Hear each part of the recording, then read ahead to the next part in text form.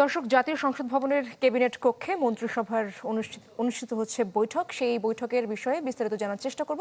আমাদের সহকর্মী আশিকিন প্রিন্স সেখানে রয়েছেন। আশিকিন প্রিন্স, আশা করি শুনতে পাচ্ছেন। কখন নাগাদ বৈঠক শেষ হবার হতে পারে, এই ধরনের কোনো তথ্য পেয়েছেন কিনা?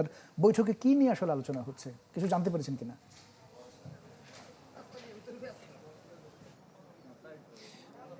ইমতিয়াজ, রাত ৯টার সময় মূলত এই বৈঠকটি শুরু হয়েছে, যেখানে সভাপতিত্ব করছেন প্রধানমন্ত্রী তারেক রহমান।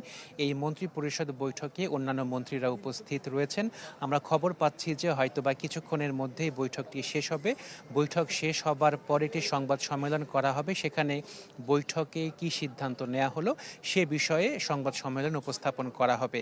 তবে যে বিষয়টি সবচেয়ে আলোচিত হচ্ছে, বিভিন্ন জায়গা থেকে অভিযোগ হচ্ছে যে দেশে জ্বালানি সংকট রয়েছে।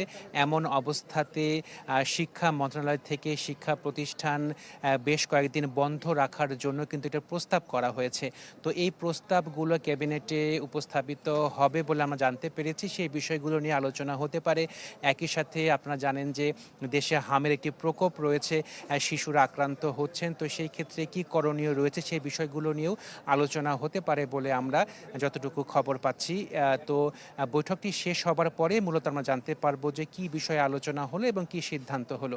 আরেকটি গুরুত্বপূর্ণ বিষয় যে আজকে অন্তর্বর্তী সরকারের সময় যে 133টি অধ্যাদেশ জারি করা হয়েছিল, সেই 133টি অধ্যাদেশ যাচাই বাছাই করে সংসদে রিপোর্ট উপস্থাপন করা হয়েছে, যেখানে 98টি অধ্যাদেশ হুবহু সংসদে উপস্থাপন করা হবে বিল আকারে এবং সেগুলো কিন্তু আইনে পরিণত করা হবে।